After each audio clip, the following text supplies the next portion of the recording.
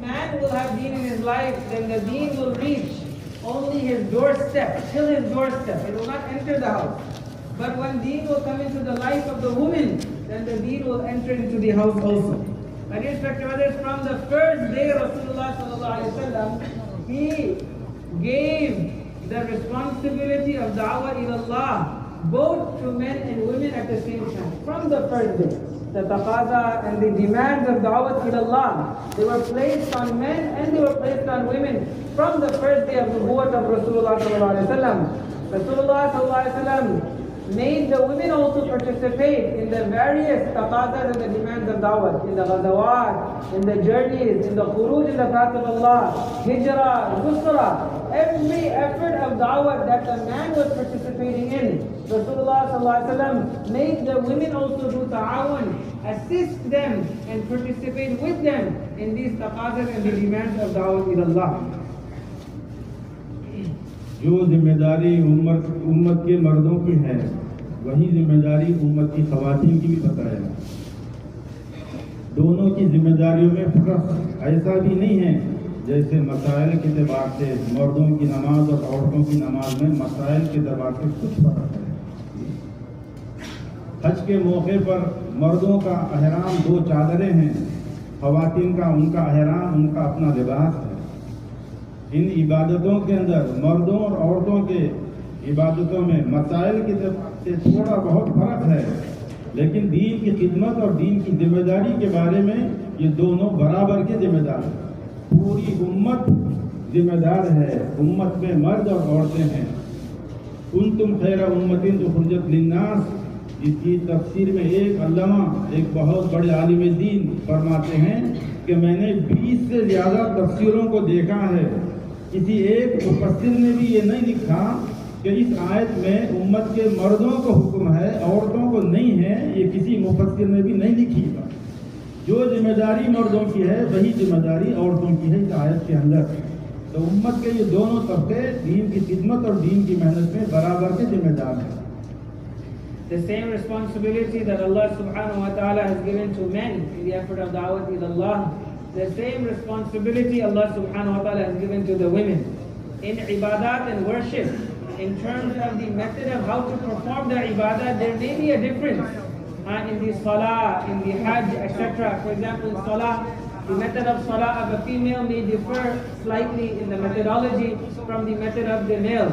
Likewise in hajj, the ihram of a male is 2 sheets, lower garment, upper. But the women, the female, her ihram is her regular clothing. So there may be difference in the masail and the laws with regards to how to do in terms of the ibadat between the men and the women. But when it comes to da'wat in Allah and the effort of deen, then both, my dear respected brothers, are equally responsible. Allah Ta'ala in Quran says, "Kuntum khayra ummatin ukhrijat lin-nas." One great scholar has mentioned that I have looked in many books of tafsir, more than 20 books of tafsir, but I have never found any one mufassir saying that this verse of ummah, that you are the best of nations, taken out for the benefit of mankind. I have not read one mufassir writing that this is specific to men and this does not apply to women. No. My dear brothers, this command and this quality of responsibility applies both to women and men equally. مکہ مکرمہ شدائد کا زمانہ ہے، ہجرت سے پہلے کا. اللہ کے نبی صلی اللہ علیہ وسلم دین کے لیے مشقت اٹھا رہے ہیں اور آپ کا پورا خاندان آپ کے ساتھ ہے. حضرت خدیجہ رضی اللہ تعالیٰ عنہا گھر میں بے فکر نہیں ہیں. آپ کے صاحبزادیاں گھر میں بے فکر نہیں ہیں. اور جو ایمان والیاں وہ ایمان والیاں اپنے اپنے گھروں میں بے فکر نہیں ہیں. جو فکر اللہ کے نبی صلی اللہ علیہ وسلم کی تھی وہ نبی صلی اللہ علیہ وسلم کے پورے گھرانوں کی اور پورے ایمان والیوں کی فکر یہی تھی جو اللہ کے نبی صلی اللہ علیہ وسلم کی فکر تھی. In Makkah Mukarramah, when Rasulullah sallallahu alaihi wasallam is going through hardship and for the sake of deen, what type of difficulties, what type of sacrifices Rasulullah sallallahu alaihi wasallam is making in Makkah Mukarramah. My dear respected brothers, at that point Khadija radiyallahu ta'ala anha was not in ghafla, was not unmindful. In fact, she shared the same worry and concern as Rasulullah sallallahu alaihi wasallam. The daughters of Rasulullah sallallahu alaihi wasallam shared the same concern as Rasulullah sallallahu alaihi wasallam in Makkah Mukarramah. And not just that, but all the believing women in Makkah also shared the same concern, the same figure of Rasulullah sallallahu alaihi wasallam in Makkah Mukarramah.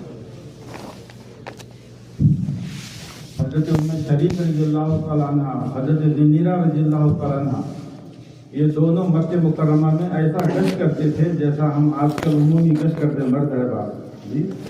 پردے کا حکم ابھی نازل نہیں ہوا، پردے کا حکم تو مدینہ منورہ میں آیا۔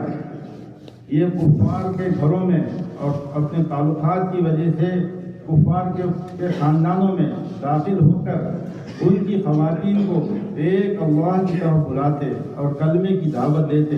آپ کے اوپر مشکلات آتے لیکن جو ان تمام مشکلوں کو برداشت کرتے۔ حضرت زنیرہ رضی اللہ تعالیٰ عنہ کوئی بڑے گھرانے کی خاتون نہیں تھی، یہ ایک باندی تھی، یہ ایک باندی تھی۔ کفار ان پر زیادتی کرتے تھے۔ ایک مرتبہ کفار مکہ نے ان کو اتنا مارا کہ ان کی آنکھوں، دونوں آنکھوں کی بینائی چلی گئی اور کہنے لگی کہ زنیرہ تو جو کام کر رہی ہے اس کی وجہ سے تیری دونوں آنکھوں کی بینائی چلے گئی۔ حضرت زنیرہ رضی اللہ عنہ کہتے ہیں کہ تمہارے اندر کیا طاقت ہے کہ میری بینائی کو چھین لے؟ تم جس کو خدا کہتے ہو وہ تو اس بات کو واقف ہے کہ اس کی عبادت کون کر رہے ہیں، چلی واقف ہے تمہارا خدا جس کو تم خدا کہہ رہے ہو۔ یہ تو میرے مقدر کی بات تھی، اللہ نے چاہا تو میری دونوں آنکھوں کی بینائی یہ دوبارہ لوٹا سکتا ہے۔ یہ کہہ کر رات میں سو گئی، جب صبح اٹھی تو اللہ نے ان کی دونوں آنکھوں کی بینائی کو واپس دے دیا۔ Sahabiyat like Sharik radiallahu anha and Zindira radiallahu ta'ala anha, they used to do gash, they used to do jawla and visitation to invite towards Allah subhanahu wa ta'ala in the streets, in the houses of Makkah Mukarramah. In those days, obviously the laws of hijab were not revealed at that time, because the laws of hijab and covering up of the women, the details of that were revealed in Makkah, in Medina Munawwara. Respected brothers, these women, they used to go to the houses of the kuffar and they used to invite the women of those houses towards the oneness of Allah subhanahu wa ta'ala. And they tolerated a lot of difficulty in the invitation towards Allah subhanahu wa ta'ala. And Zinira radiallahu anha was not from a very upper class family, very well-to-do, wealthy family. No, she was a slave woman, subhanAllah. So when she used to invite towards Allah and she used to do this effort, then the mushrikeen of Makkah, they used to beat her, they used to hit her. In fact, they hit so much that her eyesight, because of the beating, her eyesight was gone also. She lost her eyesight, she lost her vision. So look at the strength of iman that she had, that she said to them that who are you? You cannot take away my eyesight. It is someone else who controls the vision. It is someone else who controls the eyesight. Even those that you worship are so helpless, that they don't even know who is worshipping them. They are not even aware of your worshipping them. That is how helpless the idols that you worship are. But my Allah is capable. So she said that my losing my vision was destined by Allah subhanahu wa ta'ala, but He is well capable of giving and restoring my vision back to me. When she went to sleep with that yaqeen and that conviction in Allah subhanahu wa ta'ala, when she woke up in the morning, Allah ta'ala had restored her vision back and she had her eyesight back. حکیم بن خولا ایک صحابیہ ہیں، ایک صحابیہ نے محنت کی مکہ مکرمہ میں، ان کے ذریعے سے 40 لوگوں کو ایمان ملا۔ ایک خاتون فکر کری ہیں اور مکے کے 40 ایسے لوگ جو کلمے سے دور تھے، ایمان سے دور تھے، اللہ نے ان کو ایمان کی دولت دی۔ حکیم رضی اللہ تعالیٰ عنہ ایسی فکر کی کہ ابو جہل کے گھر کے اندر اسلام کو داخل کر دیا، دین کو داخل کر دیا۔ یہ تھی خواتین کی فکر مکہ مکرمہ میں۔ اللہ کے نبی صلی اللہ علیہ وسلم نے یہ فکر امت کی عورتوں کو دی۔ So Sahabiyat such as Hakim bin Khawla radiallahu ta'ala anha, she made such an effort in Makkah Mukarramah that 40 individuals who did not have Islam, who did not have Iman, but because of her efforts, mashallah, 40 individuals were blessed with Iman. So the fikr that Rasulullah sallallahu alaihi wasallam had, the concern that Rasulullah sallallahu alaihi wasallam had, Allah Ta'ala transferred that fikr into the women also. Because of her fikr, that's how so many individuals got iman through her. Likewise, Hakim radiallahu ta'ala anha, as we know, when she accepted Islam, subhanallah, she is the one who brought Islam into the household of Abu Jahl, the worst enemy of Islam. The point is, the same fikr that Nabi sallallahu alaihi wasallam had, he transferred the same fikr into the women of that time also. اللہ کے نبی صلی اللہ علیہ وسلم نے حکم جاری فرمایا تھا کہ سفیان بن امیہ جہاں نظر آئے اس کو قتل کر دو، جہاں نظر آئے اس کو قتل کر دو۔ وہ بھاگتے ہوئے آئے اور ام ہانی رضی اللہ تعالیٰ عنہ کے گھر میں آگے گئے۔ حضرت ام ہانی رضی اللہ تعالیٰ ان کو پناہ دے دی، اور یہ حضرت علی رضی اللہ تعالیٰ عنہ کی بہن تھی۔ جب حضرت علی رضی اللہ تعالیٰ عنہ اپنے بہن کے گھر کو آئے تو دیکھا کہ جو ہے یہ صفوان بن امیہ گھر میں ہے اور اطمینان کے ساتھ ہے۔ یہ آگے بڑھے ان کا کام تمام کرنے کے لیے، ان کی بہن حائل ہو گئی۔ ان کی بہن نے کہا کہ میں نے ان کو پناہ دی ہے، تم ان پر ہاتھ نہیں لگا سکتے۔ جی انہوں نے زور لگایا، بہن بھائی میں رسا کشی ہوئی، بہن نے روکا، میں نے ان کو پناہ دی ہے، اسے ان پر تم ہاتھ نہیں چلا سکتے، اگر ان کو ختم کرنا ہے تو مجھ پر سے گزرنا پڑے گا۔ جی جب ایسی مضبوطی دیکھی تو حضرت علی رضی اللہ عنہ خاموش ہو گئے۔ پھر اللہ کے نبی صلی اللہ علیہ وسلم کو اطلاع دی ام ہانی رضی اللہ تعالیٰ عنہ نے کہ یا رسول اللہ صلی اللہ علیہ وسلم، صفوان بن امیہ میرے گھر آ گیا تھا اور میں نے اس کو پناہ دی، اور حضرت علی رضی اللہ تعالیٰ عنہ آ کے اس پر زیادتی کرنے لگے تو میں حائل ہو گئی اور میں نے ان کو بچا لیا، اور وہ میرے گھر میں ہے اور میں نے پناہ دی ہے۔ اللہ کے نبی صلی اللہ علیہ وسلم نے فرمایا، اے ام ہانی، اگر تم اس کو پناہ دیے ہیں تو میں بھی ان کو پناہ دیتا ہوں۔ اور یوں کہا کہ اے ام ہانی، تمہارا عمل صحیح ہے اور علی کا عمل صحیح نہیں ہے۔ یہ فرمایا امت کی عورتوں کا جذبہ ایسا بنایا تھا اللہ کے نبی صلی اللہ علیہ وسلم نے کہ جس کو کلمہ مل سکتا ہے اور جو جنت میں جا سکتا ہے اس کو جنت میں پہنچانا اور اس کو کلمے سے اور دین سے تعارف کروانا، یہ امت کی عورتوں کے اندر اللہ کے نبی نے یہ جذبہ پیدا فرمایا تھا۔ At one occasion, Rasulullah sallallahu alaihi wasallam, towards the later years, Rasulullah sallallahu alaihi wasallam gave the command to Sahaba that there was one individual named Safwan bin Umayyah. He caused a lot of harm to Islam, etc. So because of that, Rasulullah sallallahu alaihi wasallam said that wherever you see this person, then don't leave him, you just take his life. So he came to the house of Hani radiyallahu ta'ala anha, and she was the sister of Ali radiyallahu anhu. So he came to seek asylum and protection in her house. So she granted him asylum, she granted him protection. She said, no problem, you are safe. And this was the asylum that she gave her. So Ali radiallahu anhu entered the house because the command of Rasulullah sallallahu alaihi wasallam is open, that whoever sees him, you must take his life, don't leave him alone, because he has become such a disease, such a contagious disease, that his life has to be taken. So when Ali radiallahu anhu came in, he saw that Safwan bin Umayyah is sitting comfortably in the house. So he went to fulfill the command of Rasulullah sallallahu alaihi wasallam. But Hani radiallahu anha came in between, and she said, no, you cannot kill him, you cannot take his life. I have given him protection, I have given him asylum. Ali radiallahu anha said, no, this is the command of Rasulullah sallallahu alaihi wasallam. So there was a struggle between the two, brother and sister, Ali and Hani radiallahu anha. So then Hani anha said that in order for you to reach him, you must go through me first. Subhanallah. So when he saw her determination, then he stopped. Hani radiallahu anha took the matter to Rasulullah sallallahu alaihi wasallam. Then she gave him the karguzari that, Ya Rasulullah, this is what had happened. Safwan bin Umayyah came to my house. I gave him asylum, I gave him protection. But this is what Ali did radiallahu ta'ala. So Rasulullah sallallahu alaihi wasallam, look how he responds. He says, oh Hani, the one who you have given asylum to, we give him asylum also.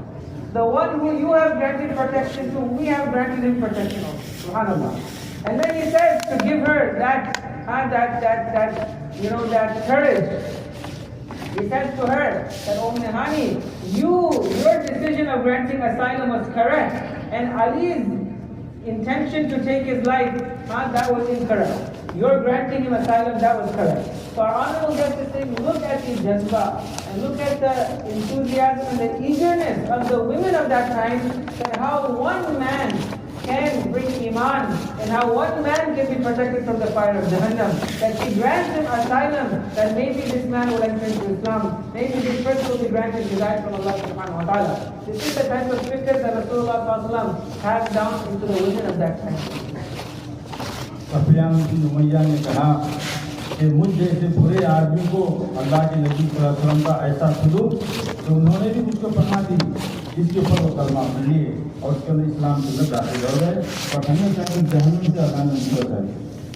So when Safwan bin Umayyah, he saw the compassion and mashallah beautiful treatment of Rasulullah sallallahu alaihi wasallam, despite how much harm he gave to Islam and the Muslims. He said, I'm such a bad person, but despite that, the Nabi of Allah forgave me, and so compassionate he is towards me, that caused him to accept Islam, and because of that, forever and ever, he is safe from the fire of Jahannam. Otherwise, if he did not make Iman, then he would have gone to Jahannam. मेरे दोस्तों, तारीख में है कि अल्लाह के नबी सल्लल्लाहु अलैहि वसल्लम मदीना मुनव्वरा से जितने सफ़र किए हैं, जितने ग़ज़वात हुए हैं, ये तमाम असफार में, ग़ज़वात में, ये मैं मस्तूरात के सफ़र ज़्यादा हुए और बग़ैर मस्तूरात के सफ़र अल्लाह के नबी सल्लल्लाहु अलैहि वसल्लम के कम हुए. बुखारी शरीफ में इसका तज़किरा है. उलमा फरमाते हैं अल्लाह के नबी सल्लल्लाहु अलैहि वसल्लम को सफ़र दरपेश होता, उम्महातुल मोमिनीन के दरमियान थोड़ा डालते, जिनका नाम निकलता उनको सफ़र में साथ रखते और ज़्यादा सफ़र नबी सल्लल्लाहु अलैहि वसल्लम के ख़वातीन के साथ होते. Most of the khuruj and the expeditions of Rasulullah sallallahu alaihi wasallam from Medina Munawwara, they were mostly with the women Masturat Jamaat. And just men khuruj with Rasulullah sallallahu alaihi wasallam was very less. But most of the time when he would go in the path of Allah, he would take the Masturat with him. This is a hadith of Sahih Bukhari, where the narrator mentions that whenever Rasulullah sallallahu alaihi wasallam used to intend to go in the path of Allah subhanahu wa ta'ala, then he would draw lots amongst his wives to see which of his wives he should take with him in the path of Allah subhanahu wa ta'ala. So that shows that most of the time he went in the path of Allah was with Masturat, and fewer was with purely and only with men. एक मौके पर फरमाया देखो तकादा बड़ा है, पूरा नहीं डाला जाएगा, कोई एक नहीं चलेंगी मेरे साथ, बल्कि सबको सब चलना पड़ेगा. एक सफर ऐसा हुआ कि सारे अज़वाज जो मुहतरात एक साथ चले हैं अल्लाह के नबी सल्लल्लाहु अलैहि वसल्लम के साथ. और हयातुल सहाबा में 200 ख़वातीन का एक साथ सफर और 400 ख़वातीन का एक साथ सफर, इसके वाक़ियात हैं. यरमुक के मौके पर 600 ख़वातीन ने एक साथ सफर किया. तो यरमुक की लड़ाई के मौके पर 600 ख़वातीन का सफर हुआ है. दीन के तकादे पर मदीना मुनव्वरा की ख़वातीन, अंसार, खास तौर से अंसार की ख़वातीन, ये जो है ये तश्कील करना नहीं पड़ता था इनको, ये खुद अपनी तश्कील करवा लेती थी और यही खुद जो है हाजिर खिदमत होती थी और अल्लाह के नबी से सल्लल्लाहु अलैहि वसल्लम से इजाज़त लेकर ग़ज़वात में शरीक हुई. At one occasion, because the taqaza and the demand was great and there was a need for more individuals, so in that particular expedition, Rasulullah sallallahu alaihi wasallam did not draw lots between Azwaj al-Mutahharat, his wives, but rather he said that all of you must come. So in that particular expedition, all the wives of Rasulullah sallallahu alaihi wasallam accompanied him in that khuruj. Likewise, in Hayatul Sahaba, we find many incidents. Some incidents we find 200 women are participating in the journey in the path of Allah. Some of the expeditions we find 400 ladies, 400 masturat women are going in the path of Allah subhanahu wa ta'ala at one time. In the expedition of Yarmouk, we find that 600 women participated in this khuruj in the path of Allah subhanahu wa ta'ala. So most of these ladies would be the women of Medina Munawwara, the women of the Ansar, subhanallah. Nobody had to really encourage them to go in the path of Allah. Rather, they would tashkil themselves and they would present themselves to Rasulullah sallallahu alaihi wasallam that, Ya Rasulullah, we want to go in the path of Allah subhanahu wa ta'ala. This was the quality of the women of that time. جو جذبات مردوں کے ہوا کرتے تھے کہ ہم اللہ کے راستے میں جائیں گے، دور دراز کا سفر کریں گے، علاقوں میں ملکوں میں پہنچیں گے، بار بار اللہ کے راستے کے تقاضوں کو پورا کریں گے اور اللہ کے راستے میں خبریں بنا لیں گے اور شہادت کے جذبے تھے. یہ جذبات جہاں پہ مردوں کے تھے، یہی تمام جذبات اس زمانے میں عورتوں کے تھے.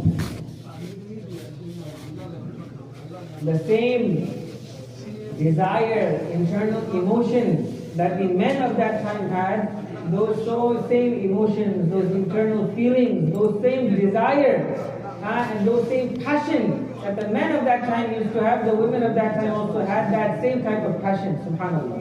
The same passion that the men had to go in the path of Allah, that same passion the women also had. That same passion that the men had to make their graves in the path of Allah and to get the honor of shahadat and martyrdom, that same passion the women of that time had, that my grave should be in the path of Allah, I should be honored with martyrdom also. علماء فرماتے ہیں، بخاری شریف میں امام بخاری رحمۃ اللہ علیہ نے ایک باب باندھا کہ مستورات اللہ کے راستے میں جا کر، صحابیات اللہ کے راستے میں جا کر کیا کیا اعمال کرتے تھے. ایک باب باندھا مستقل. اس میں امام بخاری رحمۃ اللہ علیہ نے لکھا ہے کہ خواتین صحابیات اللہ کے راستے میں نکل کر مردوں کے سامان کی حفاظت کرتے تھے، مردوں کے لیے کھانا تیار کرتے تھے، زخمیوں کو پانی پلانے کا نظم اس کی تیاری کے ساتھ پہنچتے تھے، زائد کپڑے اور زائد ضرورتوں کی چیزوں کو اپنے ساتھ رکھتے تھے، بیماروں کی دوا دارو کا انتظام کرتے چلتی تھی، اور میدان جہاد میں جو لوگ شہید ہو جاتے ان شہداء کی میتوں کو اٹھا کر اپنے خیمے میں لانا یا ان شہداء کی میتوں کو اٹھا کر مدینہ منورہ کو منتقل کرنا، یہ تقاضا بھی عورتیں پورا کرتی تھیں. اور ایک موقع پر شہداء کی خبروں کو کھوجنے کے لیے قوت اور طاقت کی کمی تھی تو صحابیات عورتیں آگے بڑھ کر شہداء کی خبروں کو کھوجا اور ان کی خبروں کو کھوجنے اور تیار کرنے کا تقاضا امت کی خواتین اور صحابیات نے کیا. Imam Bukhari rahimahullah, in his Sahih, he has a chapter about the khuruj of the masturat, the ladies, the women, that what they used to do while they were out in the path of Allah subhanahu wa ta'ala. So the ladies, when they used to go in the path of Allah, they would protect the belongings of the Jama'at. They would treat the wounded in the path of Allah. They would provide and prepare the food for those out of the path of Allah subhanahu wa ta'ala. They would take with them extra clothing, and if anyone was needing that, then they would provide that also. So this is the type of khidmat and services that the ladies used to do while out of the path of Allah subhanahu wa ta'ala with the men. To such an extent that those who were passed away and became shaheed in the path of Allah subhanahu wa ta'ala, then these ladies, these women, they would take their bodies into the tents also. And sometimes if the need was, they would take their bodies and carry it all the way to Madinah Munawwara also. And at one occasion, my dear respected brothers, there was a need for extra manpower to dig the graves of Sahaba who had become martyred in the path of Allah. So the women offered the service also that we will assist along with the men in digging the graves of the shuhada in the path of Allah. My dear respected brothers, what services the ladies are doing, with what passion they are doing it in the path of Allah subhanahu wa ta'ala. حضرت انس بن مالک رضی اللہ عنہ کہتے ہیں کہ غزوہ احد میں میں دیکھا کہ دو خواتین ہیں جو مشکیزے میں پانی بھر کر لا رہی ہیں اور زخمیوں کے منہ پر ڈال رہی ہیں، زخمیوں کو پانی پلا رہی ہیں. میں کچھ فاصلے پر تھا، میں جا کے دیکھا کہ آخر کون عورتیں ہیں پانی پلا رہے ہیں، جب مشکیزہ خالی ہوتا ہے تو دوبارہ بھر کر لا رہے ہیں. میں جب قریب پہنچ کے دیکھا تو میں کیا دیکھا کہ ایک تو میری خود والدہ ام سلیم رضی اللہ تعالیٰ عنہ ہے اور دوسرے ام المومنین حضرت عائشہ صدیقہ رضی اللہ تعالیٰ عنہ ہے. زخمیوں کو پانی پلا رہے ہیں، مشکیزہ اٹھا کر بھر کر لا رہے ہیں اور زخمیوں کو پانی پلا رہے ہیں. Anas radiyallahu anhu narrates that in the expedition of Uhud, from a distance I saw two women. MashaAllah, they were filling the water bags with water, and they were going to the wounded and they were giving them the water to drink, subhanAllah. And they would continue to go fill the water bag, bring it to the wounded, and give the wounded to drink the water. So he saw this from a distance. He was wondering who these ladies are, who these two women are. So when he came close, he saw that one of them was his mother, Sulaim, and one of them was the wife of Rasulullah sallallahu alaihi wasallam, Aisha radiallahu ta'ala. So this was the passion and the desire that existed in the hearts of the women at that time. ایک تابعی کا قول ہے کہ اللہ کے نبی صلی اللہ علیہ وسلم نے اپنے ازواج مطہرات کے ساتھ متعدد سفر کرے ہیں اللہ کے راستے کا. فرماتے ہیں کہ اگر کوئی کامل متبع سنت بننا چاہتا ہے تو اس کو ضروری ہے کہ وہ اپنے گھر والوں کے ساتھ اللہ کے راستے کا سفر کرے. اور دوستو، ہمارے بزرگوں میں مولانا عبدالستار صاحب دامت برکاتہ فرماتے ہیں کہ اپنے شریک حیات کو شریک فکر بناؤ. اپنی شریک حیات کو اپنے شریک فکر بناؤ. ہماری استقامت ہماری مستورات کے طرف سے ہے. اگر مستورات میں کام ہوگا، دین کے کام میں معاونت کریں گے تو ہمیں استقامت ملے گی. مولانا فرماتے ہیں کہ جو اپنی خواتین کو لے کر اللہ کے راستے کا سفر نہیں کرتے اور خود اکیلے چلتے ہیں مردوں میں صرف، تو ان کی مثال ایسی ہے جیسا کوئی ایک پیر والا چل رہا ہے. ایک پیر سے دوڑنے والا یہ زیادہ دوڑ نہیں سکتا، چند قدم کے بعد رک جائے گا، بیٹھ جائے گا. مستورات کے ساتھ سفر کرے تو گویا جو ہے دو پیروں سے چلنے والا منزل تک پہنچے گا، ورنہ یہ ایک پیر سے چلنے والا یہ چند قدم کے بعد رک جائے گا. اس لیے اپنی شریک حیات کو شریک فکر کا بنانا تاکہ ان کا تعاون دین کے کام کے واسطے ہمیں ملے.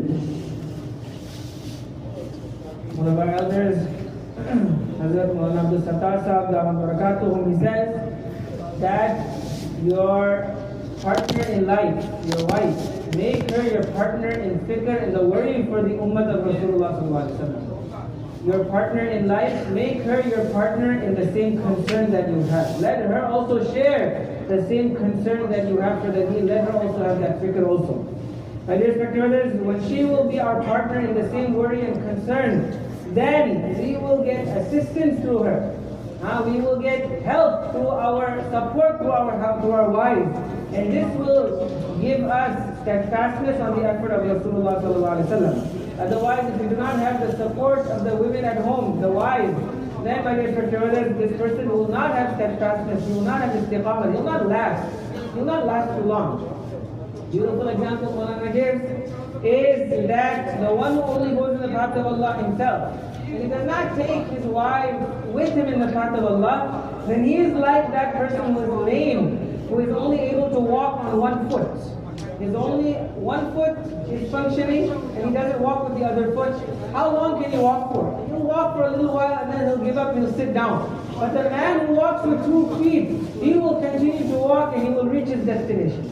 Likewise, the person who is only doing the men's effort is like that lame person. He will not be able to last too long. After a few days, after some time, he will give up, he will sit down. But the person who is in the effort of da'wah with his wife, then mashallah, he is walking with 2 feet. He will continue the effort and he will reach his destination.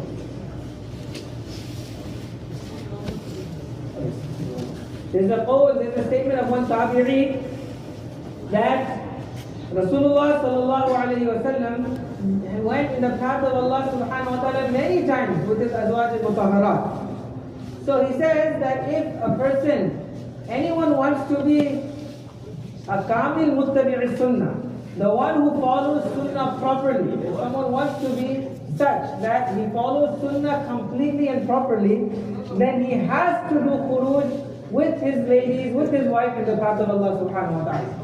Because Nabi Sallallahu Alaihi Wasallam did it, so if he's not going with his women, with the wife in the path of Allah, then he is not following the sunnah completely. میرے دوستو، اس میں بنیادی چیز جو ہے گھر کی تعلیم ہے مستورات کو جوڑنے کے لیے. گھر میں خواتین کا حلقہ، دوستو اللہ کے نبی صلی اللہ علیہ وسلم غار حرا سے تشریف لائے اور اپنے گھر کے اندر وہ تمام آیتیں جو پہلی وحی کے اندر نازل ہوئے تھے حضرت خدیجہ رضی اللہ عنہا کو سنایا. علماء فرماتے ہیں سب سے قدیمی عمل اور اس سے قدیم عمل کوئی اور نہیں ہے. نبوت ملنے کے ساتھ ہی جو عمل ہوا ہے وہ ہے گھر کے اندر قرآن کا حلقہ. اور اس سے پہلے اللہ کے نبی صلی اللہ علیہ وسلم نے غار حرا کی پوری کارگزاری، جبرائیل علیہ السلام سے بات چیت، مکالمے، جو کچھ ہوا ہے وہ پوری کارگزاری اللہ کے نبی صلی اللہ علیہ وسلم نے حضرت خدیجہ کو سنائی. یہ قرآن کی یہ آیتیں، اقرأ بسم ربک الذی خلق والی آیتیں، یہ 6 آیتیں اس کا حلقہ گھر میں ہوا. اور حضرت خدیجہ رضی اللہ تعالیٰ عنہ نے دیکھا کہ اللہ کے نبی صلی اللہ علیہ وسلم گھبراہٹ کی حالت میں ہے اور آپ صلی اللہ علیہ وسلم کو تسلی کی ضرورت ہے.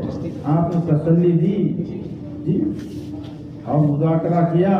آپ غریبوں کے ساتھ دینے والے ہیں، آپ بیواؤں کا خیال کرنے والے ہیں، آپ بچوں کو اور راستہ بھٹکے ہوئے لوگوں کو راستہ بتانے والے ہیں. ایک صفات کا مذاکرہ کیا اور تسلی دی. اور ورقہ بن نوفل کے پاس تشریف لے گئے اور وہاں ہجرت کا ذکر آیا. اگر آپ ایسی شخصیت کو دیکھے ہیں غار حرا میں تو وہ جبرائیل ہے. ورقہ بن نوفل یہ جو ہے پہلے کی کتابوں کے ماہر تھے. اندازہ لگایا انہوں نے کہ جو تم سے بات چیت ہوئی ہے وہ جو ہے اللہ کا ایک بڑا فرشتہ ہے. اور یہ بھی اشارہ دیا اس نے کہ جو ہے آپ کی قوم آپ کو مکے سے نکالے گی. اور یہ بھی کہا اس وقت اگر میں ہوگا تو میں آپ کی پوری نصرت کروں گا. نبوت کے پہلے دن قرآن کا حلقہ، حدیث کا حلقہ اور صفات کا مذاکرہ، ہجرت کا تذکرہ، نصرت کا تذکرہ، یہ ساری چیزیں نبوت کے پہلے دن آئیں. گھر کے قرآن کا حلقہ صرف قرآن کے الفاظ صحیح کرنے کے لیے نہیں ہے بلکہ ایک مستقل ایک محنت ہے جی.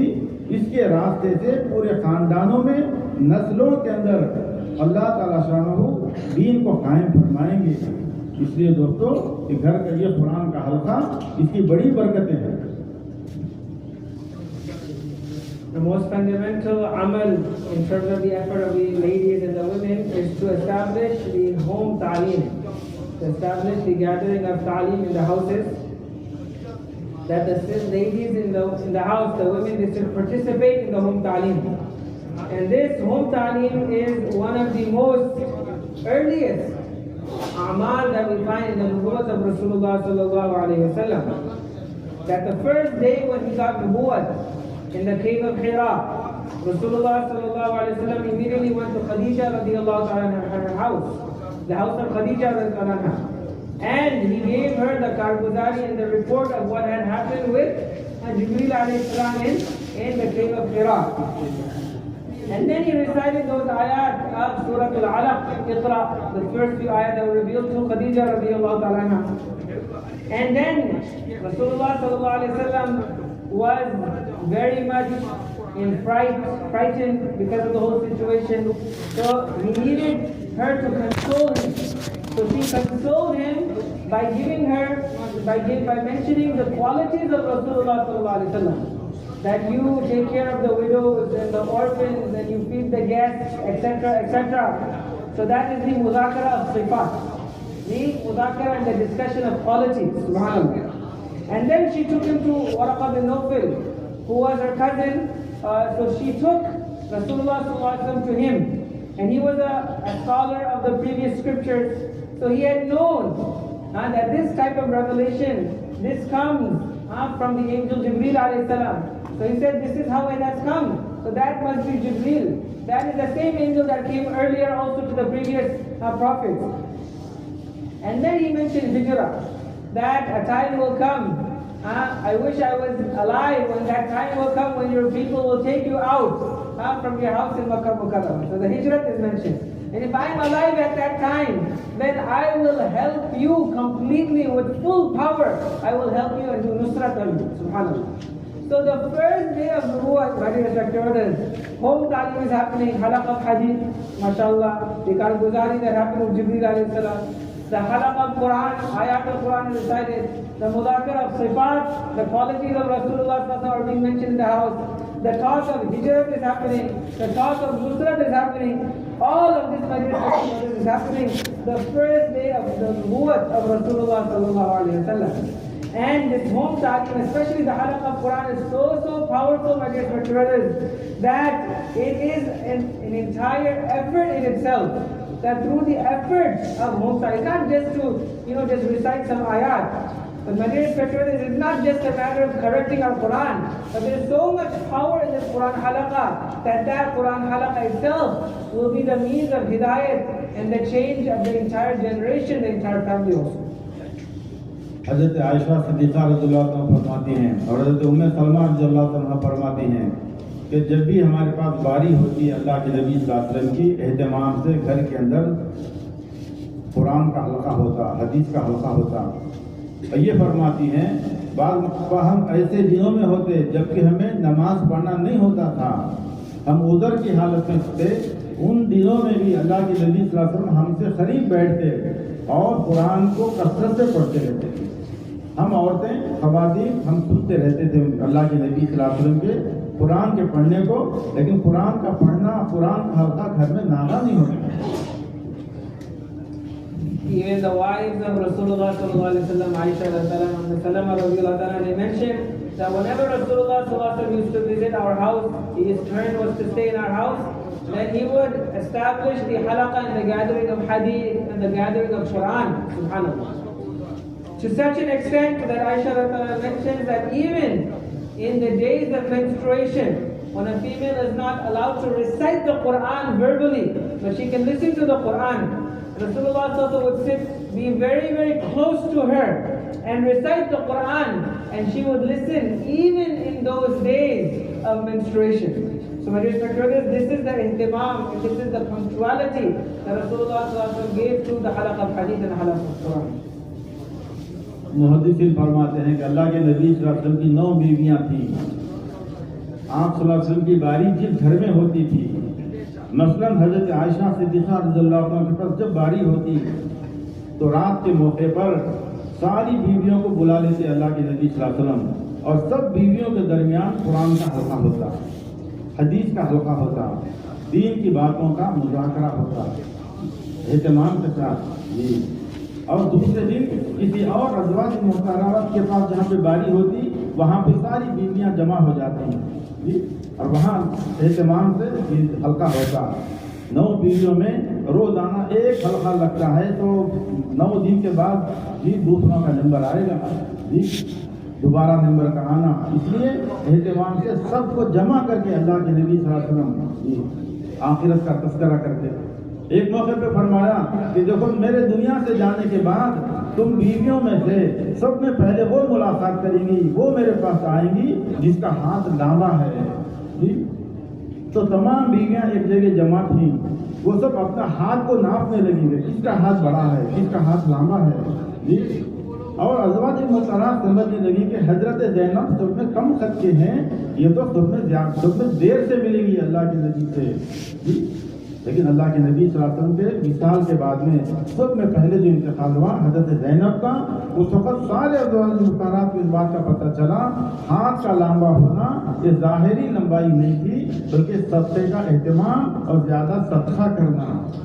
جو زیادہ صدقہ کرنے والی ہے وہ مجھ سے پہلے ملیں گی. یہ گھر کی تعلیم میں یہ مذاکرہ ہوگا. The Muhaddithin have mentioned that Rasulullah sallallahu alayhi wa sallam at one time he had 9 wives, 9 azwaj mutahharat, and he would go to each one of them turn by turn. One day her turn, the next day the other wife's turn. So the habit of Rasulullah sallallahu alayhi wa sallam was such that when he would stay at one of the azwaj mutahharat, one of his wives' homes, then at night time, at one point at the night time, he would gather all of his wives in that home, and then he would establish the halaqah of Quran and he established the halaqah of hadith. Likewise, the next day he would go to the next wife, and then at night time at that house also he would gather all the wives and they would come together and he would establish the halaqah of Quran and the halaqah of hadith. The reason was because if he were to only do halaqah of Quran hadith in the house which he stayed at with only that wife, then the turn of the other wife would come after 9 days. That is too much of a gap. So in order for each one of them to hear the halaqah of Quran hadith on a daily basis, at night time, wherever he was staying, he would gather all of his wives together. One day Rasulullah sallallahu alaihi wasallam gathered them together and he said that after I pass away, the one amongst you who will meet me first, who will join me first in the hereafter, is the one who has the longest hand. In other words, the one with the longest hand will die first and meet me first after I pass away. So the wives of Rasulullah sallallahu alaihi wasallam, they started to measure their hands to see which of them has the longest hand. And the shortest amongst them was Zainab radiallahu ta'ala anha. So they wondered and they thought to themselves that she must be having the shortest hand, so she will meet Rasulullah sallallahu alaihi wasallam last. So she will die the latest amongst us. But it so happened that Allah ta'ala made it such that she passed away first out of all the wives. So then they understood what the meaning of longest hand meant. It didn't mean what it apparently sounds like. Right? The apparent measurement of the hand. That's not what it meant. Rather, it was a different meaning, that the meaning of longest hand meant the one who is most generous and the one who spends the most. That is what Rasulullah meant by longest hand. So since she was the one who used to spend the most, she passed away, and the Rasulullah news was with regards to her. میرے دوستو، ہم میں سے ہر ایک جو دعوت کی فکروں میں چل رہا ہے، دعوت کی ذمہ داریوں میں ہے، دعوت کے تقاضوں کو پورا کرتے ہوئے گھر کی تعلیم سے غفلت کسی دوستو کسی کو بھی گنجائش نہیں ہے جی۔ ہم سب کو اپنے گھر کی تعلیم میں رہنا ہے۔ گھر کی تعلیم میں مرد آدمی رہے گا تو گھر کے 5 اعمال سے تعلیم کا کرنا آسان ہوگا جی۔ جماعت کے نکالنے کے تقاضے، مشورے کے تقاضے، آنے والی جماعت کی وسعت کے تقاضے میں وقت اتنا لگتا ہے کہ گھر کی تعلیم میں بیٹھنا ہمارے لیے موقع نہیں ہوتا۔ دوستو، چاہے ہماری مصروفیات کتنی بھی کیوں نہ ہو، ہم گھر کی تعلیم کے اندر گھر کا مرد آدمی کا رہنا یہ بے حد ضروری ہے۔ MashaAllah, all of us sitting here are old workers. We are involved in the taqaza, the demands of da'wah to Allah. Sometimes it's mashwara, sometimes it's khuruj, sometimes making fitness to pick out jamaat.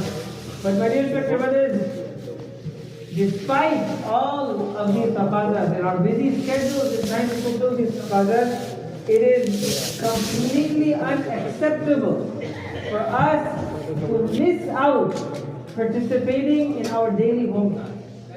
Allowed. Along with all of these demands and the taqazzas of da'wah, khuruj, and mashwara, taking out jamaat, we must take out time and participate in our home ta'lim on a daily basis. With the 5 amal, my dear brothers. There's no way a person can say that I'm very busy, I cannot sit in my home. No. We have to rearrange our schedule and we have to take our time and make sure that we sit with the family, with the home ta'lim, with the family. تشکیل مدینے کے ہر گھر کا عمل تھا۔ مائیں اپنے بچوں کو تیار کرتی، عورتیں اپنے قابل کو ہمت دلاتی، یہ تشکیل تھی۔ حضرت خنسا نے 4 بچوں کی تشکیل کی، تیار کیا۔ عمر بن جموح رضی اللہ عنہ کی اہلیہ ان کو تیار کی اور ایسا تیار کی کہ وہ شہید ہو گئے۔ تو یہ تشکیل کا عمل مدینے کے ہر گھر کا عمل رہا ہے۔ مشورہ یہ ہر گھر کے اندر ہوتا تھا۔ 7 بہنوں کا بھائی مشورہ کر رہا ہے اللہ کے راستے میں جانے کا جی۔ 7 بیٹیوں کا باپ مشورہ کر رہا ہے اللہ کے راستے میں جانے کا جی۔ اور دوستو، حدیبیہ کے موقع کے اوپر اللہ کے نبی صلی اللہ علیہ وسلم فرمایا کہ جو ہے حلق کر لو اور اپنا احرام اتار دو۔ اس پر بڑے عجیب جذبات تفصیل ہے، اس وقت موقع نہیں ہے، لیکن اللہ کے نبی صلی اللہ علیہ وسلم کی بظاہر آپ کے حکم کو ماننا صحابہ کو بڑا دشوار گزر رہا تھا کہ ہم اچھے ارادے سے آئے اور جو ہے عمرے کے ارادے سے آئے، بغیر عمرے کے واپس ہوئے۔ سلمہ رضی اللہ عنہ سے اللہ کے نبی نے مشورہ کیا، سلمہ یہ میرے صحابہ میری بات نہیں پوچھتے، کیا کریں گے جی؟ گھر کے مشورے میں گھر میں مشورہ ہو رہا ہے اور سلمہ رضی اللہ عنہ مشورہ دے رہے ہیں، یا رسول اللہ صلی اللہ علیہ وسلم آپ کے صحابہ جی آپ کے نافرمان نہیں ہیں، اس وقت صحابہ جذبات میں ہیں، آپ ان کے درمیان میں بیٹھ جائیے اور آپ اپنا حلق کرانا شروع کر دیجیے اور آپ اپنا احرام اتار دیجیے، آپ کے صحابہ آپ کو دقت کر لیں گے جی۔ آپ کے اس مشورے کے اوپر سلمہ رضی اللہ عنہ کے مشورے پر اللہ کے نبی صلی اللہ علیہ وسلم کی جو خواہش تھی، حضرات صحابہ کرام نے پھر اپنا حلق کرانا شروع کیا اور حلق پھر یہ حالت ہوتی تھی کہ بال نکالتے نکالتے کھال بھی نکل جاتی تھی اور خون بھی ظاہر ہوتا تھا۔ اور فتح مکہ کیا ہے؟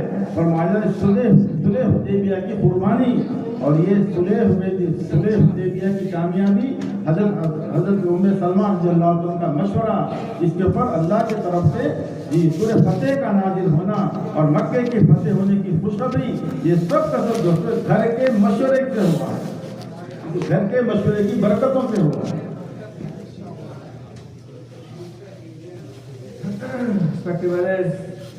The tashkil in the house. Tashkil, what does tashkil mean? To encourage others to go in the path of Allah. This action of encouraging others to go in the path of Allah used to happen in every home in Medina Munawwara. Every Sahabi's house this used to happen. The tashkil.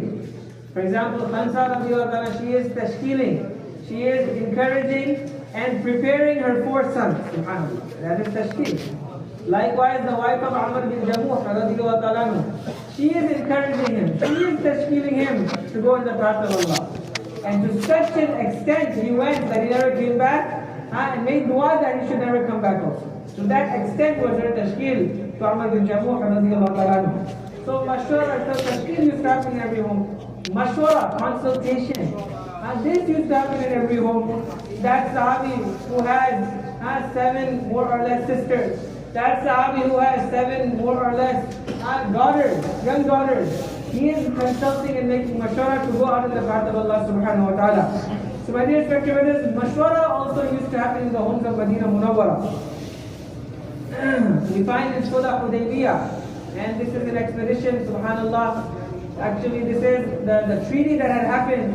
So much khair and so much goodness came into existence because of this treaty in Hudaybiyah, that the Sahaba went to Umrah. They went to go perform Umrah with Rasulullah sallallahu alaihi wasallam, but they were stopped by the Mushrikeen of Makkah, the Quraysh. So Rasulullah sallallahu alaihi wasallam made a treaty and they decided to go back. But Sahaba, they could not, in other words, digest this, that we have come out to do Umrah, we have come out to do something good, we are on haqq. How we can go back without doing the Umrah? But the command of Rasulullah sallallahu alaihi wasallam was that everyone should do hajj. So he's telling them, all of you shave your head, come out of ihram. But they were in such passion to do the Umrah that it was difficult for them to even understand this command. Subhanallah, it was not digestible to them at that moment, because of the state of mind, the frame of mind that they were in. So at that occasion, Rasulullah sallallahu alaihi wasallam is thinking that my Sahaba, usually they are obeying instantly. They're not able to obey this command of coming out of the ihram. So he goes to his wife, Umm Salama radiallahu anha, he asks her, what should I do? So she consoles him and says, they are not disobeying you. They are just in a different frame of mind. They are in that momentum of doing the Umrah. But the easy way out is you go and in front of all of them, you shave your own head. As soon as they see that the Nabi of Allah himself has shaved his head, then immediately they will follow your example and they will also start to shave their head. So Rasulullah sallallahu alaihi wasallam, on her consultation, after making mashwara with her, he went and did that. And Sahaba radiallahu anhum, when they saw this, they came into such jazbat and such emotions and passion to copy Rasulullah sallallahu alaihi wasallam that they also started to shave their head to such an extent, with such passion and enthusiasm they were shaving their head, that the riwayat mentioned that they were basically actually scraping the skin and blood was also coming out. With that emotion they were fulfilling this imitation of Rasulullah sallallahu alaihi wasallam. So this making mashwara with his wife, in home, with his family, this was the cause of the Fath Makkah and the conquest of Makkah. This was the cause of the ayat of Surah Al-Fath coming down from Allah subhanahu wa ta'ala. In Surah Al-Fath, Allah ta'ala is giving the glad tidings of Fath Makkah, the conquest of Makkah. The result of Sulh Hudaybiyah, the result of her mashwara was Fath Makkah and the conquest of Makkah. So this is the type of barakat, and this is the type of khair, and this is the type of victory, and this is the type of goodness that comes down from Allah subhanahu wa ta'ala as a result of making mashwara in our home with our family. میرے دوستو یہ تعلیم صرف ان لوگوں کے گھر میں نہیں جو چلا چاندنی اور جماعت میں وقت لگاتے ہیں. ہر ایمان والے کے گھر کے اندر یہ اعمال زندہ ہوں, گھر کی تعلیم زندہ ہو. ان اعمال کے ساتھ اس کی فکر کرنا ہمیں ضروری ہے. اور دوستو یہ اعمال مدینہ منورہ کے اعمال ہیں. یہ ہر گھر کے اندر تعلیم کا عمل زندہ ہو, اس کے واسطے ہفتے واری تعلیم ہے. مدینہ منورہ میں حضرت اسماء بنت امیس رضی اللہ تعالیٰ عنہ نے اللہ کے نبی صلی اللہ علیہ وسلم کی درخواست کی, یا رسول اللہ صلی اللہ علیہ وسلم, آپ پر جب بھی وحی آتی ہے, اللہ کا حکم آتا ہے, آپ مردوں کو راست بتاتے ہیں اور ہمیں اپنے مردوں کے ذکر کو بات پہنچتی ہے. اے اللہ کے نبی صلی اللہ علیہ وسلم, ہمارے لیے کوئی دن مقرر کر دیجئے کہ ہم آپ سے راست سنیں, آپ کے ارشاد کو, آپ کے ارشادات کو ہم راست سنیں. ایک دن ہمارے لیے مقرر کر دیجیے. مدینہ کی عورتوں کی تقاضے پر حضرت اسماء بنت امیس رضی اللہ عنہ نمائندہ بن کے آئی تھی. آپ کے تقاضے پر اللہ کے نبی صلی اللہ علیہ وسلم نے ایک دن مقرر کر دیا. بعض روایات کے مطابق وہ جمعرات کا دن تھا. مدینہ منورہ کے عورتوں کا ہفتے واری اجتماع جی. اور بعض موقع پہ اللہ کے نبی صلی اللہ علیہ وسلم نے حضرت عمر رضی اللہ عنہ کو طے کیا کہ عمر جاؤ, عورتیں جمع ہیں, پردے میں رہ کر دین کی بات کر کر. اللہ کے نبی صلی اللہ علیہ وسلم خود تشریف لے جاتے ہیں. آپ صلی اللہ علیہ وسلم دنیا سے پردہ فرمانے کے بعد حضرت عائشہ رضی اللہ تعالیٰ عنہ, کبھی ام سلمہ رضی اللہ تعالیٰ عنہ, کبھی حضرت حفصہ رضی اللہ تعالیٰ عنہ جاتی اور مدینہ منورہ کا یہ ہفتے واری تعلیمی حلقہ عورتوں کا چلاتی. یہ ہفتے واری تعلیمی حلقہ یہ مدینہ منورہ کا اور دور نبوت اور دور صحابہ کا کی ایک عین سنت ہے. So this home ta'aleem, my dear spiritual brothers, is not only for those who have spent time in the path of Allah subhanahu wa ta'ala 4 years and 4 months. No. And home ta'aleem has to start in every Muslim home. Every Muslim home should have home ta'aleem. Not just those who are going in the path of Allah, those who are going in the path of Allah. No. Now how to establish home ta'aleem in every house? For that, my dear spiritual brothers, is the weekly ta'aleem. Through the weekly ta'aleem, inshallah, those who will participate in the weekly ta'aleem, through that, inshallah, the daily ta'aleem will be established in every Muslim home. Now this weekly ta'aleem is also established from the seerah. One time, Asma radiallahu ta'ala, Asma bint Umays radiallahu ta'ala anha, she came to Rasulullah sallallahu alaihi wasallam as a representative and a delegate on behalf of the other ladies, other women. So she came and said, Ya Rasulullah, when wahi comes down, when the revelation comes down, then the men hear the wahi from you directly, mashallah. But we women, we do not have the opportunity to hear the wahi directly from you. They have overpowered us. They are with you all the time. We do not get your direct companionship. Ya Rasulullah, how can this happen? Rasulullah sallallahu alaihi wasallam designated one day for the ladies, once a week, so that they can hear directly from Rasulullah sallallahu alaihi wasallam. This is a hadith of Sahih Bukhari. So our honorable guest is saying in some riwayat that is mentioned that this day that we designated was on a Thursday. So this weekly gathering of the ladies used to happen. So Rasulullah sallallahu alaihi wasallam used to go and address them. Once in a while he would tell Umar that, oh Umar, behind the parda you go and address the ladies at home. And after Rasulullah sallallahu alaihi wasallam passed away, then this halaqat, the weekly halaqat used to continue. And then the Azwaj Mutahharat would establish and they would conduct this weekly ta'aleem. Sometimes Aisha radiallahu ta'ala anha, sometimes Salama radiallahu ta'ala anha. Like that, this weekly ta'aleem used to continue. So my dear respected brothers, we must establish this weekly ta'aleem. میرے دوستو, ہمارے بڑے کہتے ہیں کہ ہر 20 گھروں کے درمیان ایک مستوراتی ہفتے واری تعلیم کا حلقہ قائم کیا جائے, لیکن شرائط کو پورا کرتے ہوئے جی. جہاں 2 خواتین ایسی ہوں, کم سے کم چلا لگائی ہوئی ہوں تو بہتر ہے, عشرہ بھی لگا ہوا ہو. 2 خواتین کا عشرہ اور 3 بہنیں ایسی ہوں کہ جن کے 3 دن ایک مرتبہ بھی لگ گیا ہو. ان کی بنیاد کے اوپر مسجد کی جماعت نیا تعلیمی حلقے کو قائم کرے. اور یہ 5 خواتین میں سے یہ سارے کے سارے شادی شدہ ہوں, یہ کوئی ضروری نہیں. یہ 5 خواتین میں سے کوئی 2-3 کی شادی 2-3 شادی شدہ ہیں اور باقی کے 2-3 شادی شدہ نہیں ہیں, تب بھی جو ہے ان کی بنیاد کے اوپر نیا تعلیمی حلقہ شروع کرنا ہے. وہ بہنیں جی غیر شادی شدہ بہن جی وہ تعلیم کرا سکتی ہیں. تعلیم کا ایک عمل ہفتے واری تعلیمی حلقے کے اندر دینا ہے, اور جن کا وقت لگا ہوا ہے جی ان کو شادی شدہ ہیں وہ جو ہے کا مذاکرہ کرنا ہے. 3 اعمال ہیں, ایک تو استقبال والا, اور ایک ہے کتاب کا پڑھنا, ایک ہے مذاکرے کا کرنا. جو بہن مذاکرہ کرے وہی تشکیل کا بھی عمل کرے, اور مہینے 1.5 مہینے میں ایک مرتبہ مردانہ بیان اس کے اندر ہو. جن کا وقت مذکورات کے اندر لگا ہو ان کا جو ہے مذاکرہ مہینے 1.5 مہینے میں ایک مرتبہ مشورے سے طے کیا جائے. اور مسجد کی جماعت یہ پوری اس کی نگرانی کرے اور اس کے لیے گشت کرے اور اس کے اوپر روزانہ فکر کرے. عام طور پر ہوتا یہ ہے جس دن یعنی ہفتے واری تعلیم کا دن ہے صرف اسی دن فکر ہوتی ہے. امت میں مردوں سے زیادہ تعداد خواتین کی ہے, تو اس بڑی تعداد یہ بڑے طبقے کی فکر روزانہ ہونا چاہیے. جی مثلا آج ہفتے کا دن ہے جی, آج ہفتے واری تعلیم آج ہو چکی. آج عشاء میں جب مسجد کی جماعت بیٹھے گی تو اگلے ہفتے کی فکر آج سے شروع کرے گی. روزانہ دعوت دینا ہے, ہر دن دعوت دینا ہے.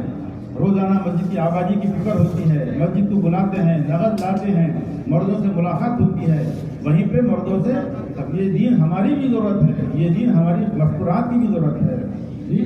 اور عورتوں کا مذکورات کا اجتماع ہمارے فلاں ساتھی کے گھر میں اور فلاں وقت کے اوپر ہوتا ہے کہ روزانہ جو ہے اس کا مذاکرہ ہو اور روزانہ اس کی یاد دہانی ہو. دوستو ایک گزارش ہے, صرف میسیج کرنے پہ اور صرف پروگرام بتا دینے سے فائدہ نہیں ہوتا دوستو. اصل گشت کرنا ہے, اصل محنت کرنا ہے, پہنچنا ہے جی. دعوت کے جو اصول ہیں وہ خود آدمی جائے اور جا کر دعوت دے.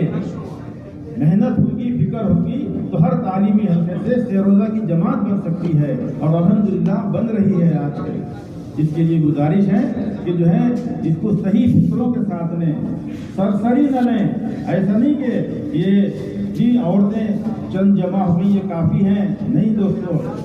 اچھی طرح سے پوری مسجد وار جماعت فکر کرے اور جو ہے ہر تعلیمی حلقے سے جماعت نکلے, اس کی فکر کرے. Our mashayikh and our elders, they say that every 20 Muslim homes we should establish one weekly ta'lim for every 20 Muslim homes. And dear respected brothers, obviously we cannot establish this halaqa weekly ta'lim within these 20 homes unless they fulfill the requirements. And the requirement is that within these 20 homes, at least 2 sisters should have spent at least 10 days. If 40 days, even better. But at least 10 days in the path of Allah, 2 sisters, and 3 sisters who have spent at least 3 days, even if it's one time. But they spent 3 days, 3 sisters. So these 5 sisters, 2 who have spent 10 days, and 3 that have spent 3 days. If this is fulfilled, then mashallah, a new halaqah of ta'lim within those 20 homes can be established. And it's not necessary that all 5 of these sisters should all be married. No, even if some are married and some are unmarried, no problem. We can still establish the weekly halaqah of ta'lim in those 20 homes, within those 20 homes. Respected brothers, those sisters who are unmarried and they have spent time, they can read the book. They can read the book in the weekly halaqah of ta'lim. But they will not do the mudhakara. The mudhakara will be conducted, the 6 qualities mudhakara will be conducted by those who are married and they have spent time. In our weekly ta'lim, there will be 3 a'mal. The first is the istiqbal, the welcoming of the sisters that are coming. So one sister will be appointed for the istiqbal. The second amal is the book reading. And the third amal is the mudhakara of the sifat. And the same sister who is doing the mudhakara, then she will also do the tashkil. Every week the tashkil should be happening in the weekly ta'lim. And also once every month or once every 1.5 months, there should be a bayan from the men to the weekly ta'lim, to the masturat, to the ladies. And dear respected brothers, for this weekly ta'lim to be populated, for new sisters to attend, we need to make a lot of effort. We cannot just be satisfied with a few ladies, sisters attending, mashallah, it's happening. No, we want every sister to attend, every home to attend our weekly ta'lim point. And respected brothers, for that we have to make fikr every day. For that we have to do jawla and visit the brothers in the neighborhood on a daily basis. Unfortunately, what happens is that the day of the Taaleem, right? Usually this happens the day. For example, today is Saturday, today was our weekly Taaleem. So today in the morning we will do gush, we will visit the brothers to remind them that it's weekly Taaleem. That is not enough. My dear respected brothers, the entire week we should be doing jawla and fikr and concern of how this weekly Taaleem of the sisters can be populated. The reason is because there are more women than men in this ummah. More women than men. So those who are more, then imagine how much more concern should be made for them compared to the effort and the concern for the men. So if today was our weekly Taaleem, then from today we should start to make fikr for the next weekly Taaleem. We do jawla every day anyway. We give daily time, mashallah, to the masjid. We do mulaqat, we bring brothers to the masjid, we give them da'wah, we do their tashkeel. Along with all of that, we have to add the tashkeel of the weekly Taaleem also. We have to tell the brother that, brother, just like we need to bring the deen in our life, the ladies, they are responsible also for the effort of da'wah. They also have to bring deen in their lives. For that, mashallah, we have a weekly Taaleem at this and this house, this address, at this time, to make sure that the ladies of your house, they attend this weekly Taaleem. So my dear brothers, this effort of weekly Taaleem should be happening on a daily basis to populate that weekly Taaleem, inshallah. I have a very important request, our elders saying, I have a humble request from all the brothers, that instead of just sending a message through this gadget, through the phone, that a weekly Taaleem is happening at this time, no. My dear respected brothers, we should do physical effort. Because our usul of the effort of da'wah is to physically reach the brothers, to physically deliver the message, not by the means of a gadget. That is not the method of da'wah to Allah. The method of da'wah to Allah is to physically reach the brothers and deliver the message. So through our daily mulaqat, through our daily jawla, through our daily gush, mulaqat, visitation, we should give them the da'wah and we should give them the message of the weekly Taaleem that is happening. My dear brothers, we should not, like I mentioned, we should not be satisfied with the, just at a basic surface level fikr. That some sisters are coming, alhamdulillah. No, our fikr should not be at a surface level. Our fikr for the weekly Taaleem should be very deep. In fact, our fikr should be that through every weekly Taaleem, a cash 3 days Jamaat of Mashkurat is made, mashallah, is prepared to the weekly Taaleem. If we take it seriously, then inshallah when the tashkeel will happen on a weekly basis, new names will come from every weekly halaqah of Taaleem of the sisters. Mashallah, naqad cash Jamaat of Mashkurat for 3 days will go on. तो दोस्तों किताबें क्या पढ़ना है घर की तालीम में और हफ्तेवारी तालीम में जी अगर गैर अरब हैं तो एक घर की तालीम में एक दिन मुंतखब से पढ़ेंगे, दूसरे दिन जो है फजाइल की 2 हिस्से और हिस्से 2 हिस्से पढ़ेंगे घर की तालीम में। अगर अरब हजरात का इलाका है तो एक दिन मुंतखब से और दूसरे दिन रियादुस सालिहीन से पढ़ेंगे। इसी तरह हफ्तेवारी इज्तिमा के अंदर जी एक हफ्ता मुंतखब अहादीस से तालीम होगी और दूसरे हफ्ते में ये फजाइल की 2 किताबों से होगी। अगर अरब हजरात का इलाका है तो फिर एक हफ्ता मुंतखब अहादीस से होगी तालीम और दूसरे हफ्ता रियादुस सालिहीन से होगी जी, इसका इंतजाम करना है। Now, question is, which books do we use in our daily Taaleem? Which books do we read?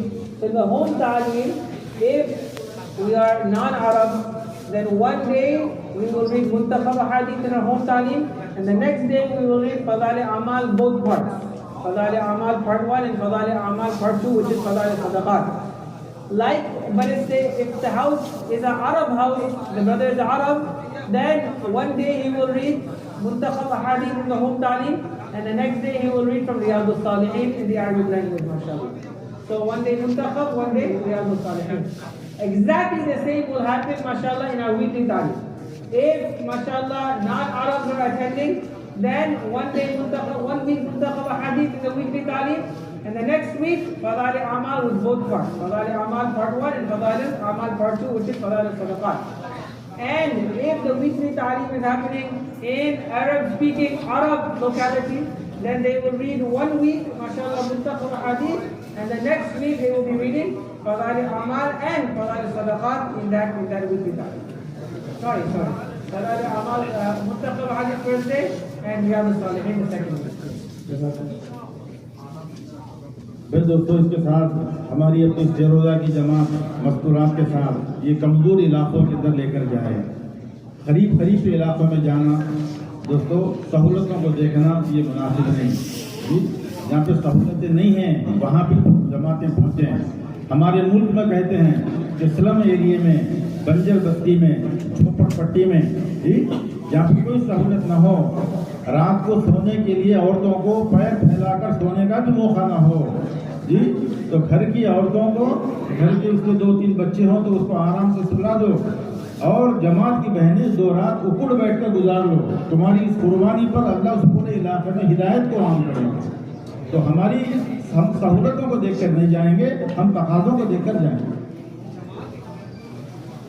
Because take the Masturat Jama'at in very weak and, in other words, those types of areas where there is, the luxuries are not there, convenience is not there, in very difficult areas full of poverty, where the luxuries and the convenience is not there, those types of areas we have to take our Masturat also. For example, in India they say, even go to those areas where the people are living in huts, very small houses, where it's not even possible to really go to sleep with the legs stretched out.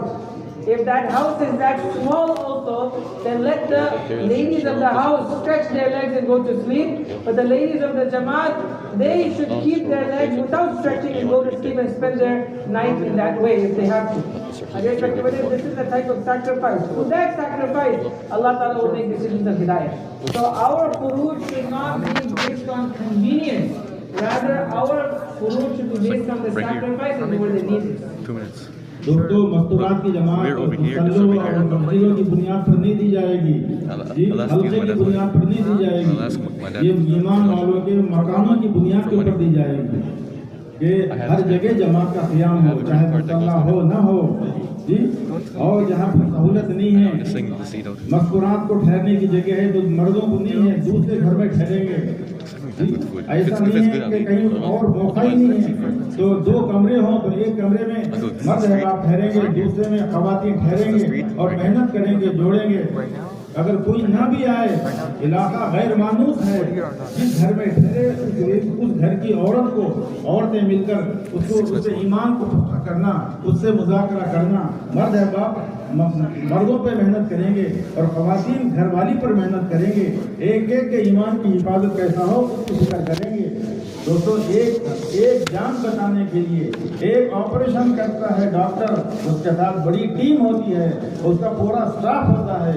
ایک آدمی کی جان بچانے کے لیے کتنی تعداد ہوتی ہے کہ اس کی جان بچ جائے, ایک مسلمان کا ایمان بچ جائے. اس کے لیے پوری جماعت مل کر خواتین پر محنت کر کے کوئی نہیں جڑے, افسوس نہ کریں. ایک بہن ہے گھر والی, اس پر محنت کریں, اس کو تیار کریں. مرد احباب جی گھر والے پر محنت کریں, زیادہ شرائط نہ بتائیں. جماعت ٹھہری تو جی اگر گھر کا مرد آدمی مسجد میں ٹھہرتا ہے تو ٹھیک ہے, ورنہ اگر وہ کسی اور ادھر ہے, وہ اپنے کسی بھائی کے پاس کسی اور دوسری جگہ اس کو انتظام ہے وہاں ٹھہر سکتا ہے, تو اس کی بھی گنجائش ہے. جی کسی گھر کے اندر کوئی بوڑھا آدمی ہے, اس کا گھر کا راستہ الگ ہے, باہر جانے کا جی اس کو رہنے دیجیے, اس کے گھر کے اندر اس کا راستہ الگ ہے نکلنے کا گھر سے باہر. بہت زیادہ شرائط لگا کر گھروں میں قیام کا نہیں کرانا دوستوں, یہ پورا ارتداد کا ذریعہ بن رہا ہے, جس کے واسطے ہم سب اس کے ذمہ دار ہیں.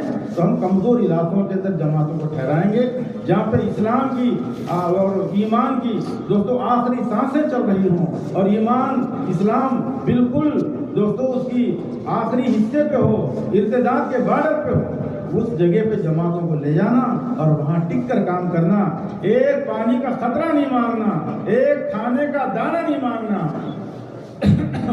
اور دوستوں خرچ اپنا خود زیادہ رکھ کر جی جیسا بھوکا اپنے کسی غذا کو تلاش کرتا ہے, پیاسا پانی کو تلاش کرتا ہے, اسی طرح سے ہم مسلمانوں کے نئے علاقوں کو تلاش کرتے جائیں. دیکھیے کارگزاری میں ایمان والا ہے تو 2 سال سے کوئی ایمان والا نہیں ملا, ایمان والا ہے 4 سال تک تو اس ملک کے اندر کوئی ایمان والا اس سے ملاقات نہیں ہوا. کئی جگہ جس کا جنازہ جس دن آیا اس دن پتہ چلا کہ یہ مسلمان تھے. جی تو پتہ ہی کہ لوگوں کو ان حالات کے اندر ہم کمزور علاقوں کو تلاش کر کے اپنی جماعتوں کو ڈالیں.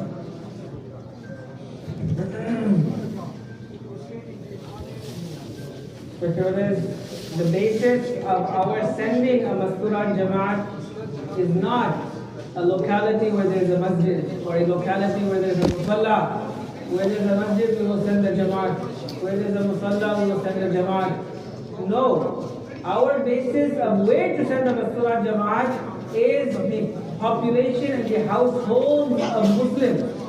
Where the Muslims are living, that's where we will send these Jamaats. Even if there is no masjid, even if there is no musalla. If there is accommodation for women in the house, but no accommodation for men, no problem. There's no masjid, no problem. The men should look for another accommodation.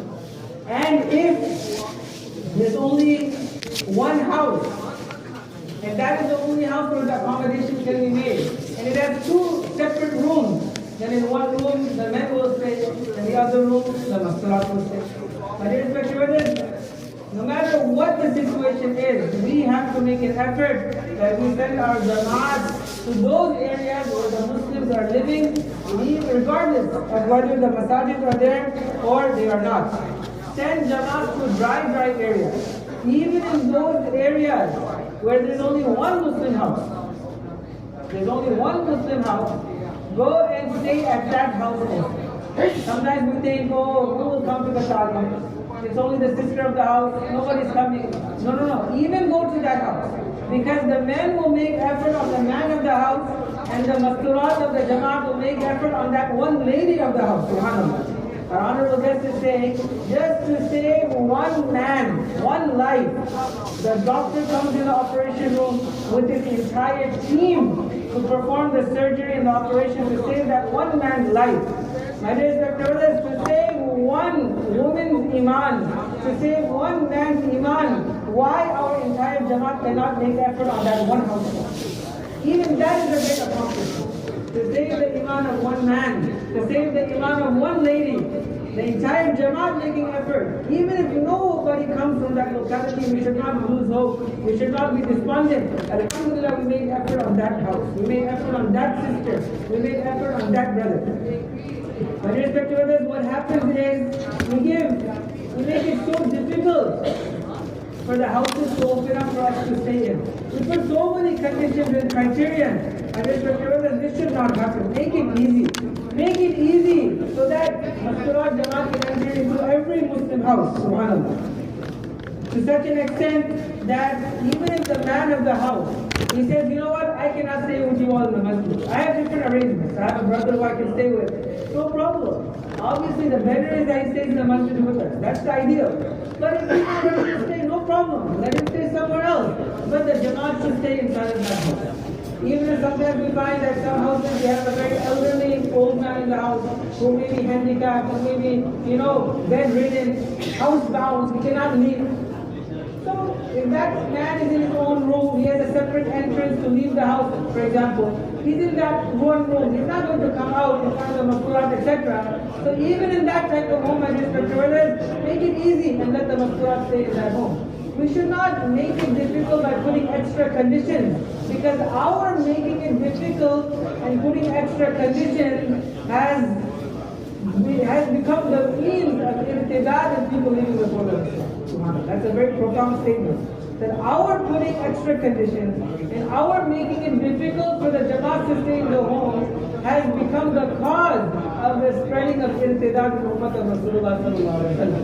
So my dear respected brothers, when Iman, that house in which Iman is breathing its last, and the Iman is in its last moments of life, that house is about to meet Islam. That is the house where we should give priority and reach into that house, and Jamaat should stay in that house also. My dear respected brothers, when we go in the path of Allah to a house, don't even ask them for a sip of water. Don't ask them for anything. Don't expect them to cook food for us. My dear respected brothers, this should not happen. So in that manner, we try to look for new localities, just like our honorable guest is giving a very beautiful example. Just like a thirsty man goes out and looks for water. Just like a hungry man, he goes and searches for food. Just like that, we must not search for those localities in which the Muslims are living, but there's no masjid, there's no musalla. You will find Muslims everywhere. Especially in this country, almost every city, every suburb, every locality, every community will have a few Muslims. We need to search for them, like a hungry man who searches for food. Our honorable guest is giving one Kartuzari that there was a locality. They didn't even know that this man was Muslim. But after his body was burnt and cremated, then they found out, Ya Allah, that this man was a Muslim. We did not reach his house on time.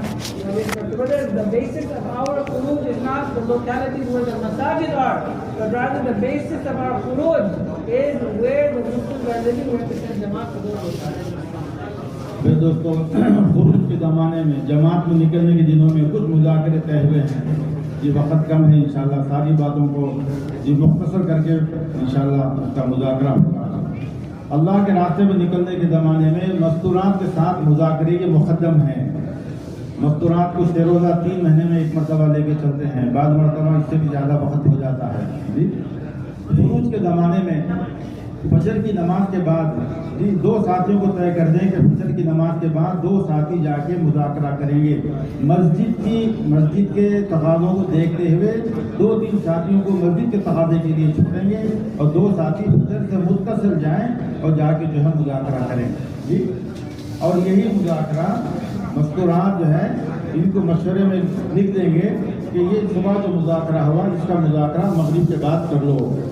तो यही मुज़ाकरा ख़वातीन मगरिब के बाद दोहरा लेंगी। लेकिन एक तब्दीली ये हुई कि एक बहन की ज़िम्मे हुआ करती थी, अब 2 बहनें इसको, एक बहन सारे मुज़ाकरे को जो है समझ सके और उसको अक्स कर सके और उसको दोहरा सके मुश्किल है।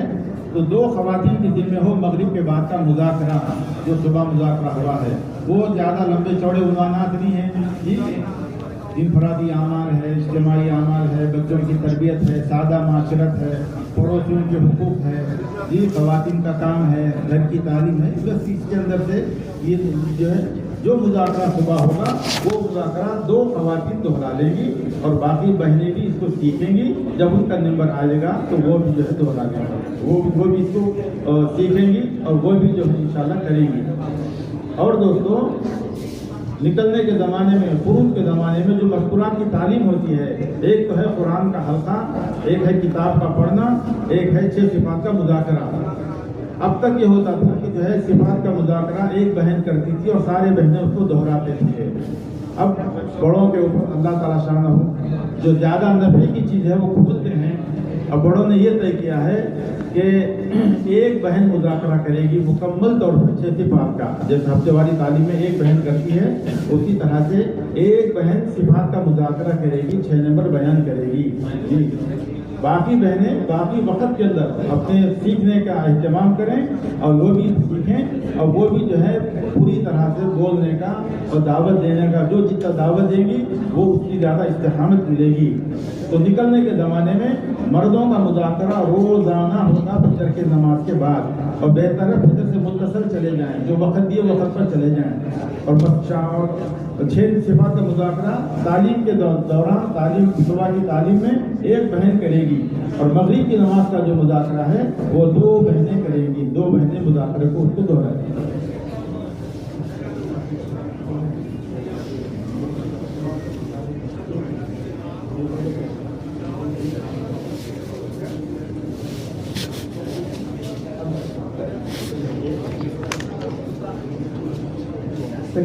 While we are out in the path of Allah subhanahu wa ta'ala, we have to, with the masturat, with the ladies, we have to give a lot of importance to the mudhakara that happens in the ladies. Why? Because the rules of the masturat sometimes, usually it's 1 to 3 months, sometimes it delays even more than that. So they do not get an opportunity to hear those mudhakaras. So we must be giving importance to that while in the path of Allah subhanahu wa ta'ala. So immediately after Fajr, send 2 brothers to go and give the mudhakara to the sisters. But the amal in the masjid also should not be compromised. So leave 2 or 3 brothers in the masjid to do the amal of dawah in the masjid with the men, while these 2 brothers go and do the mudhakara with the masturat immediately after Fajr.